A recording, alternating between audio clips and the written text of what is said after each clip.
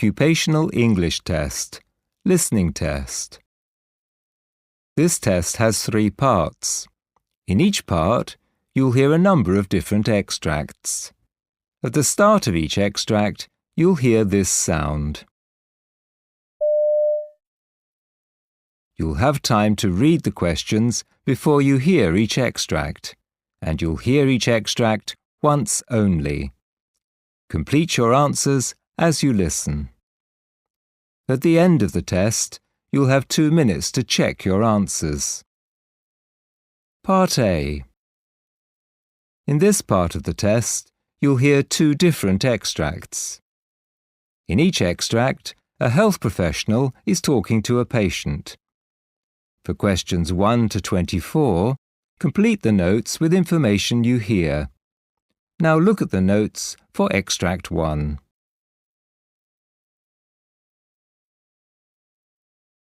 Extract 1, questions 1 to 12. You hear a primary care doctor talking to a patient called Hayley Dove. For questions 1 to 12, complete the notes with a word or short phrase that you hear. You now have 30 seconds to look at the notes.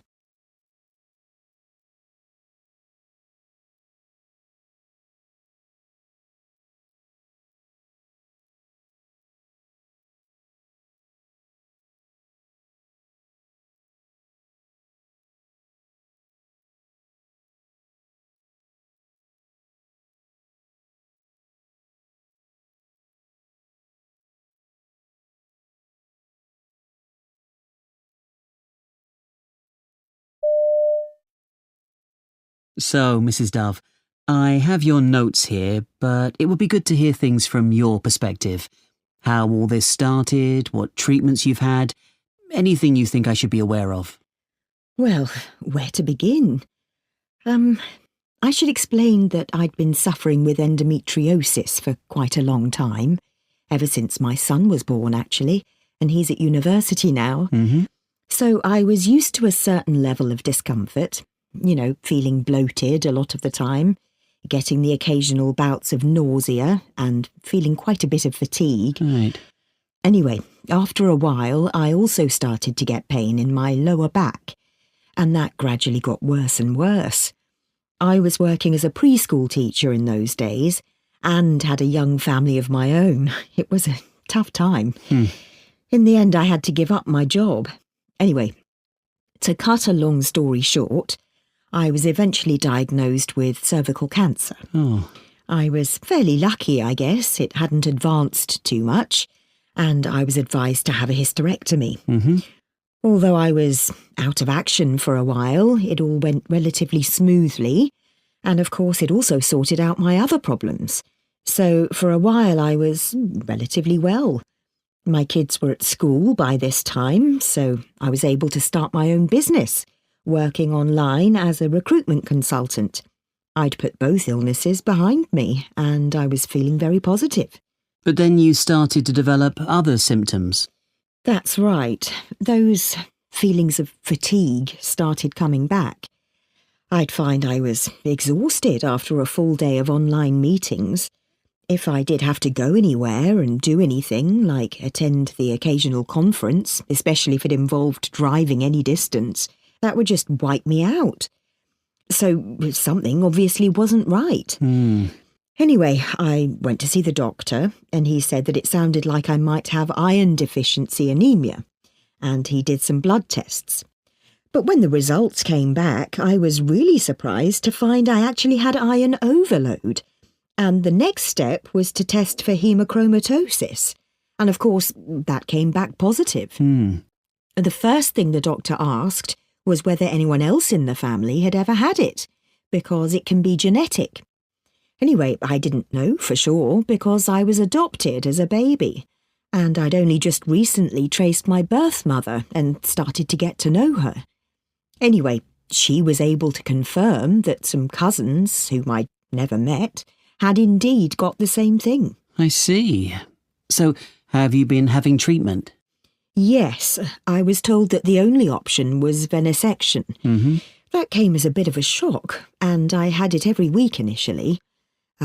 then once a month, and I've been going every 3 months for some years now. I mean, it's fine. It hurt a bit at first, but I'm left with quite a bit of scarring on the arm where the needle goes in. But it's something I can live with. For the last few years, I've been back to my usual energetic self. So, what brings you here today? Well, I've started to develop some other problems, and I'd just like to have them checked out. I mean, I'm not getting any younger, so these could be completely unconnected with the blood problem. Anyway, the first thing is that I've started to get a bit of stiffness in my joints. It's particularly noticeable in my fingers, but I think it's there in my knees too. Then I also seem to be getting more thirsty than usual, and it doesn't seem to be related to how much I drink. And the other thing is that I get a bit short of breath sometimes, even when I haven't been doing anything particularly strenuous. You know, just walking the dog or washing the car, and it suddenly comes on. None of these things is a big deal, but I've just noticed the change. Sure. I'll ask you a bit more about those symptoms in a moment, but what I'd like to do first is have a listen to your chest.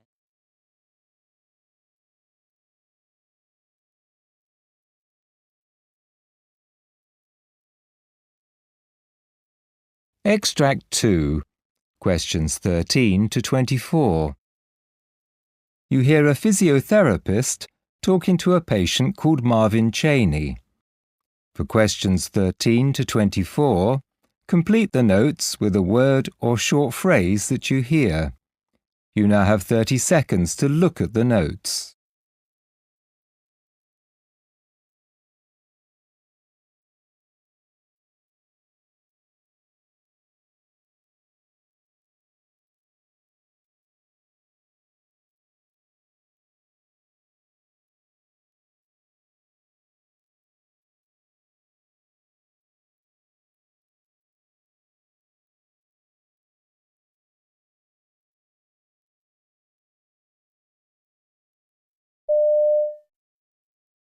So, Marvin, I understand you've been referred to me because you are experiencing some symptoms of long COVID, and your doctors suggested that some physiotherapy could help. That's right.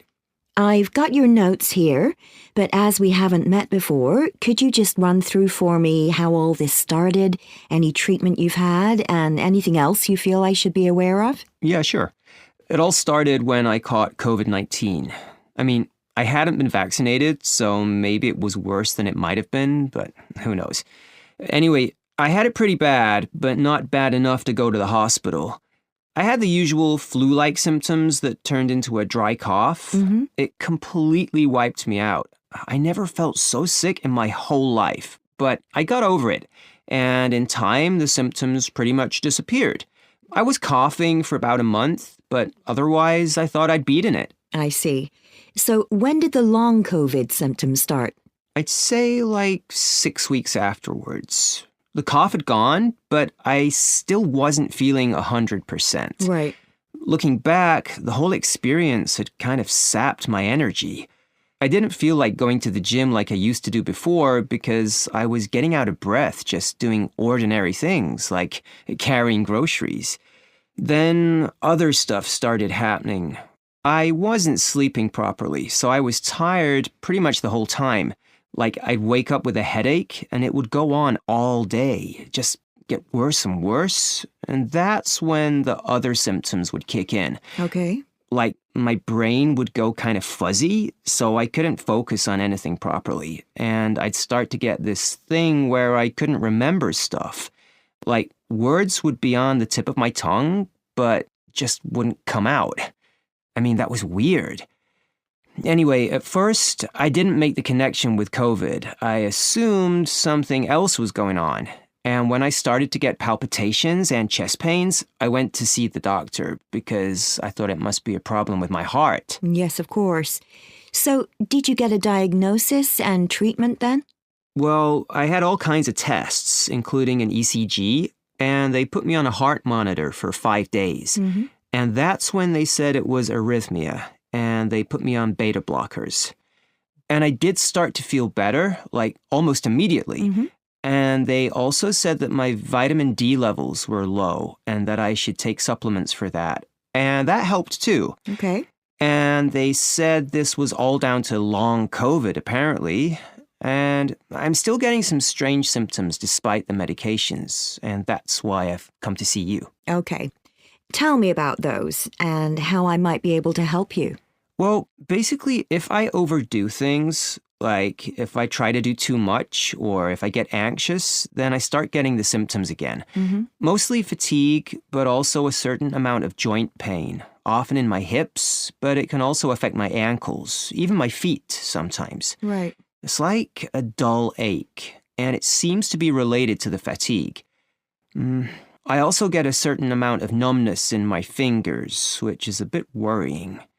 I mean, I still do quite a bit of exercise, but I mostly do gentle stuff. Like, I've always done yoga, but I've also recently started doing Tai Chi, and that seems right for me. I would like to start going to the gym again, though I'm aware that I shouldn't do anything too strenuous. So I was hoping to get some guidance on strength-building exercises. I mean, should I be using things like resistance bands or even trying light weights? It would be really good to do things like that, but I feel I need to do it under someone's guidance at the moment. Yes, of course. Well, thank you for all that background, Marvin. That's really given me a good idea of what we need to do. I'd like to start by...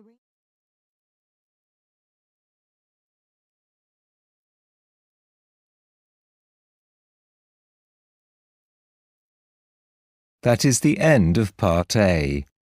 Now look at Part B.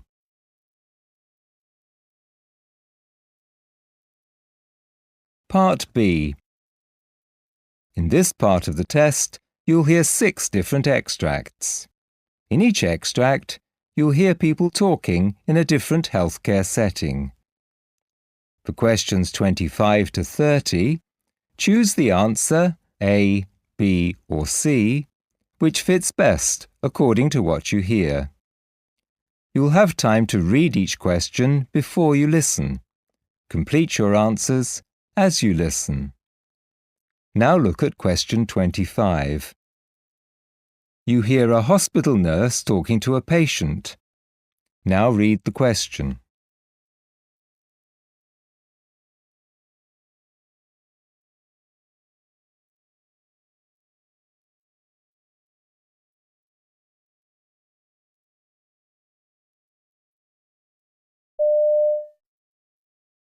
Hi there, I'm Dory. I'll be your nurse while you're here at the rehabilitation centre. How are you feeling today? Okay, just a bit tired after the surgery. That's understandable. I need to go over the falls policy with you. As you know, falls can be a significant risk for patients, especially after hip replacement surgery like yours. It's important to take precautions to minimise the risk of injury. Are you familiar with the policy? Well, I know to use the call bell if I need help getting out of bed and to use my frame when I'm walking. I was told to keep my personal belongings within reach and report any spills immediately. What worries me is that I keep coming over dizzy when I go to stand up. I guess I should just keep still and wait till it passes. You certainly shouldn't try to move. And press your call button if you can, and we'll be straight with you.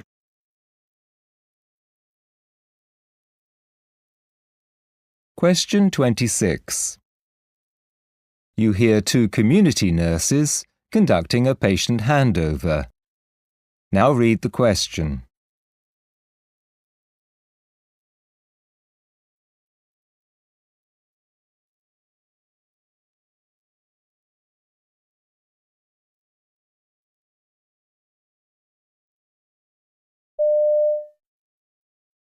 My main concern is Pavel. He's an 85-year-old male who has a diagnosis of vascular dementia. He lives at home with his wife, Maria. She has her own health problems, but generally seems to manage well, and there's a daughter living locally. Okay. Pavel had a significant ischemic stroke 5 years ago, and since then has presented with memory problems and occasional non-distressing hallucinations. He has some expressive dysphasia and dribbling of saliva, for which a speech pathologist offered conservative advice. He also has COPD that he self-manages with inhalers. He was diagnosed with a hydrocele, which presented shortly after his dementia diagnosis and causes him a bit of distress. He keeps forgetting it's there, so you may need to go over with him how to avoid discomfort when sitting down or using the bathroom. Okay.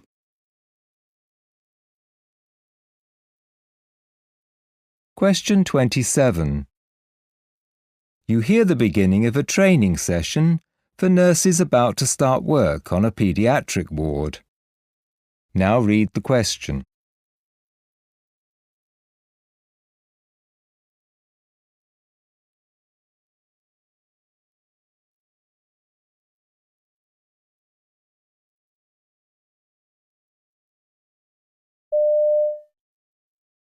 Today, we're talking about how, as nurses, we can support the best resuscitation outcomes in our patients.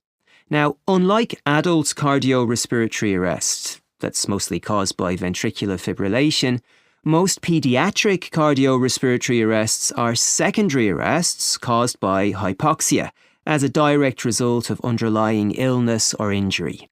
So, when a child's condition is deteriorating, it's vital to provide airway, breathing, and cardiac support to prevent progression to cardiorespiratory arrest. Having a thorough understanding and knowledge of the equipment on the paediatric emergency trolley means you can select the equipment you need to manage the deteriorating patient in an emergency situation. So that's what we're focusing on in this session.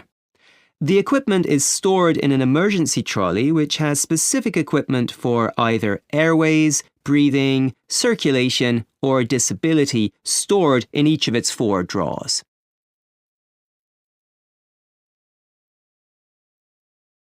Question 28.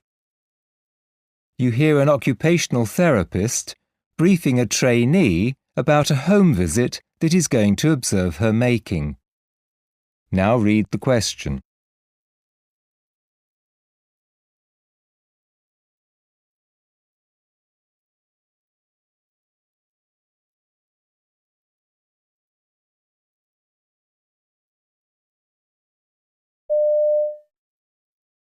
OK, so the first patient today is Mrs. Olvera. She's 86 years old and recently widowed.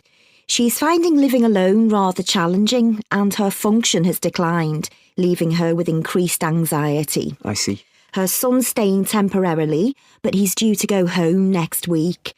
So what we're doing today is trying to increase her confidence when preparing their lunch. We'll get her to gather all the items she needs and set the table, and then supervise her heating the meal, giving as much reassurance as we can. I see. If that goes well, then we can move on to the stair lift, because she needs to access upstairs and she's particularly anxious about the controls. This is where the son's rather inclined to take over. That's understandable, but we need him to see that it's better to guide and support her rather than trying to do things for her. But we may not get to that today. Sure.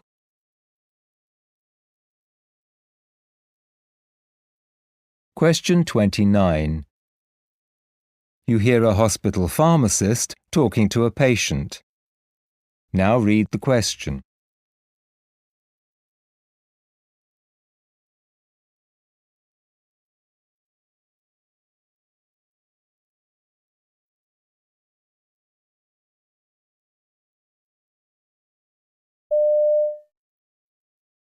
So, how are you getting on with the omeprazole you're taking for your acid reflux? Well, there's no doubt it does the job. I've hardly been woken up by the reflux at all, unless I forget to take it, of course. It's meant to be an hour before dinner. I don't always manage to stick to that. Well, to get the full benefit, you do need to take it as directed. I realise that. The thing that's bothering me actually is that I've read how it can lead to other problems eventually if you're on it too long, like bone fractures, kidney disease, even infections. I'm not keen on that idea. Well, the benefits definitely outweigh any risks, as long as you don't exceed the recommended dose. I think I'm more inclined to try and wean myself off it if I can. I wouldn't advise that, actually. We'll monitor you and adjust it as needed.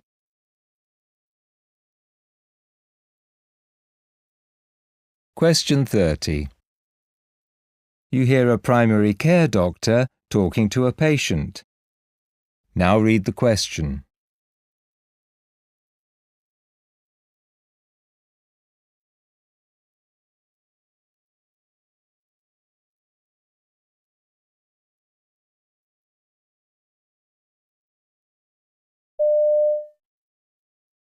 So how can I help you?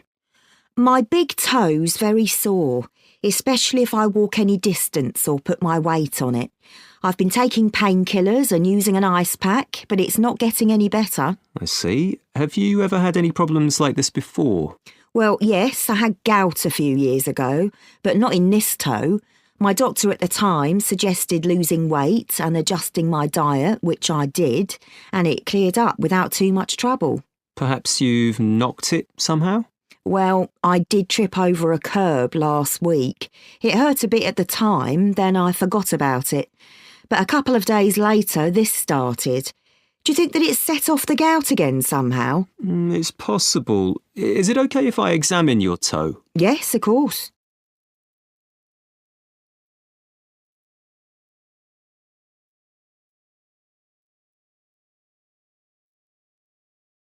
That is the end of Part B.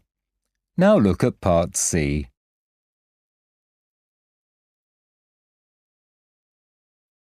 Part C. In this part of the test, you'll hear two different extracts. In each extract, you'll hear health professionals talking about aspects of their work. For questions 31 to 42, choose the answer A, B or C, which fits best according to what you hear. Complete your answers as you listen. Now look at Extract 1. Extract 1. Questions 31 to 36. You hear Dr. Pietro Everall giving a presentation on the subject of cholesterol. You now have 90 seconds to read questions 31 to 36.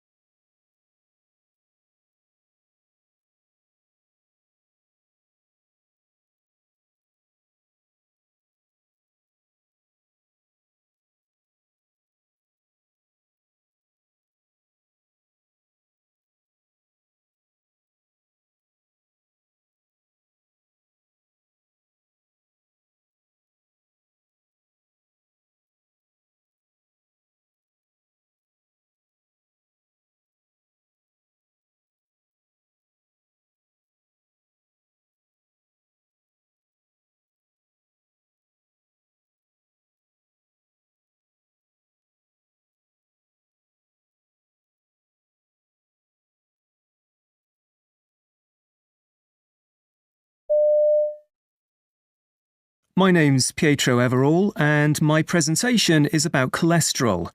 And it's a fascinating, if rather complex, topic. And that probably accounts for why, amongst our patients, there's a lot of misunderstanding about the role of cholesterol and about when and why it represents a health issue. To my mind, this largely results from the rather loose use of the word, particularly by journalists and others, that leads to cholesterol being perceived as a bad thing in the patient's mind. As doctors and nurses, we have to find a way of telling our patients exactly what cholesterol is, in simple terms, and why it's important, and that means going back to the basic science. It's long been established that cholesterol, by helping to move fat around the body, taking it to the organs that need it, is essential for health, that without it, the body wouldn't be able to function. But when it becomes oxidized or damaged, cholesterol can contribute to the buildup of plaque in the arteries, increasing the risk of heart disease and stroke. So, we often talk to patients about good and bad cholesterol as a way of avoiding more technical definitions. Because there are different types of cholesterol particles. For example, low-density lipoproteins, often called LDL particles, are more likely to become oxidized and contribute to buildup of plaque, whereas larger, high-density or HDL particles are less likely to. So the labels good and bad, although simplistic, can help patients to see that we need to look at the whole picture, rather than just focusing on the total amount of cholesterol in the body, and also that advanced lipid testing is important because it gives us information about the different types of cholesterol particles and helps us identify patients needing treatment. But patients can be reluctant to engage with the issue of cholesterol. As we know, when it comes to treatment, early intervention is key, but patients don't always see this. One thing they find hard to grasp is that although they feel perfectly fit and healthy, high cholesterol can be building up inside blood vessel walls, narrowing them and reducing blood flow to the heart and brain, thereby increasing the risk of cardiovascular problems. That's why it's imperative for those in high-risk groups, essentially men over 45 and women over 55, to have regular blood tests to measure not just the total amount of cholesterol in the blood, but also levels of HDL, LDL and triglycerides, a fatty substance similar to bad cholesterol. And preventive medicine has a key role to play here. It's estimated that 60% of adults in high-risk age groups have raised cholesterol levels. And whilst genetic factors are sometimes in play, in most cases it's just the result of poor diet, obesity, and lack of exercise, often reflecting the habits of a lifetime. So it's clear that we should be talking to younger patients about these issues too, and not just about diet and exercise either. There's research to suggest a link between stressful situations and how the body metabolizes fat. And that's in addition to the fact that stressed out people are more likely to smoke or have poor diets. So we should be underlining the need for a good work-life balance, for taking regular breaks and managing stress levels in the workplace long before patients enter the high-risk demographic. Traditionally, statins have been the most commonly prescribed medication for high cholesterol, and that generally means a daily dose taken orally for life. Statins lower LDL levels by slowing down the production of cholesterol in the liver. But a new drug called inclisiran works in a different way, targeting a gene that produces the protein PCSK9 to encourage the liver to absorb more bad cholesterol from the blood and break it down. As well as only requiring twice-yearly injections, making it much more convenient, the drug has fewer side effects, which, with statins, can include headaches and digestive problems. And studies show that treatment can reduce cholesterol by up to 50% in as little as 2 weeks. The drug's an example of what's called gene silencing. This is a unique mechanism that aims to disrupt the delivery of messages sent out by a gene that can cause illness, in the case of cholesterol, of the protein PCSK9.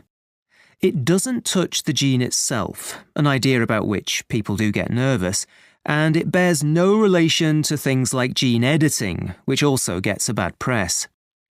The first such medication was a drug called Partizan that was licensed in 2019 to treat amyloidosis, and work is continuing on similar drugs that could treat things like Huntington's disease and preeclampsia.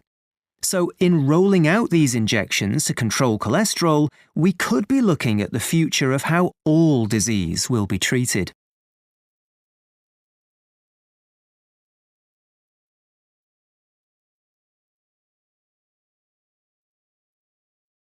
Now look at Extract 2. Extract 2, questions 37 to 42. You hear an interview with a nurse called Leanne Haydock, who's talking about the issues involved in caring for obese or plus-size patients. You now have 90 seconds to read questions 37 to 42.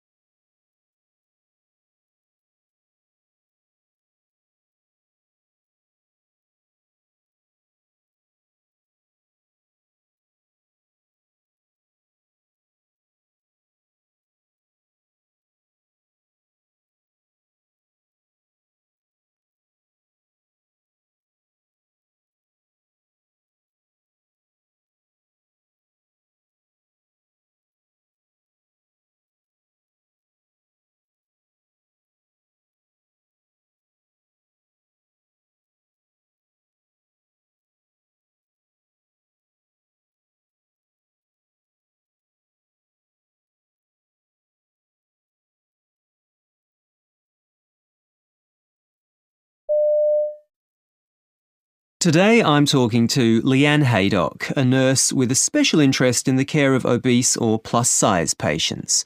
This is a real issue, isn't it, Leanne? It is. The number of people carrying extra weight's been on the increase for some time. Obesity now affects around 1 in 4 adults in many Western countries, and it's known to be associated with increased risk of health conditions including type 2 diabetes, heart disease and stroke. But we shouldn't forget that the reasons for this increase are complex and often very challenging to understand. So addressing the root causes of the issue isn't the job of health professionals on the front line. Our job is to offer optimal care for these patients. And this means moving away from treating them as the exception to the rule, towards making them an integral part of what we do. I'm committed to that idea, but making it happen is easier said than done. It means a major shift in both attitudes and policies. So what sort of attitudes towards plus-size patients have you come across?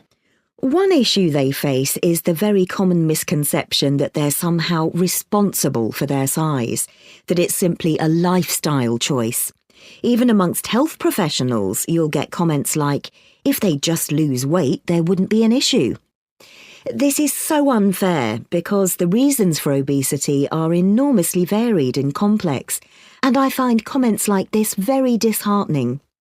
I can understand that it's human nature to judge other people, to wonder why someone's become so overweight, to feel that it was somehow avoidable, but none of that justifies offering this patient group anything but the best possible standards of care, and that's what we should be aiming for. But treating them must involve adopting a different approach sometimes. Yes, but we need to focus on finding the best flexible approach that works for all patients. Get away from the idea that the plus-size patient is unsuitable for the setup we have in place. For example, it's the bed that's not suitable, not the patient who's too big to fit the bed. The notion of an average-size patient lying on a bed that isn't large enough, or being expected to use a commode that's too small for them, would be rightly regarded as inappropriate and undignified care. Ensuring that plus-size patients have appropriate equipment and that everyone knows how to use it is crucial. And specialised equipment is available? It's not that the equipment doesn't exist. There are specialist versions of most things, from hoists to mobility aids to commodes. The problem is getting hold of these things in many hospitals. That's partly because traditionally it hasn't been a priority for funding, and policies haven't kept pace with changes in society. But there are other issues here too. What really causes headaches is where you can order, say, a large bed, but the doors, corridors and stairs aren't wide enough to get it to you. Many older hospitals weren't designed with the needs of plus-size people in mind. So even if you get the large bed in place, is there enough space for patients and staff to move around easily, and so on? But clinicians have other concerns, especially around safety issues, don't they? Well, yes. For nurses in particular, one major concern involves moving and manual handling. If a patient's carrying a lot of excess weight, then more staff may be needed, and there's a greater risk of somebody getting hurt. Turning a patient in bed, transferring to a chair, supporting a limb, all become much more complex and sometimes daunting if the patient is plus size. Clearly, what's needed is a risk assessment, and information sharing is central to that. Being able to map out the patient journey and anticipate needs helps us provide the best care. So, for a routine admission, nurses should know how the patient's going to arrive, where they're going to sit, etc., and not be suddenly confronted by someone whose needs can't be met. And what about the human dimension? Well, a key part of optimising care for these patients is avoiding assumptions about their capabilities. Nurses should have conversations with patients, ask how they normally handle specific tasks at home, and see if this can be adapted into the healthcare setting. As one patient put it, we know we're large. We might be living under some delusion about the extent of it or the damage that it may do to our long-term health, but we're not unaware. So although the subject needs to be handled with sensitivity, tact and dignity, it's relevant to care that it happens. And another important thing to remember is that the patient may feel worried on your behalf and be keen to work with you to reduce any risk.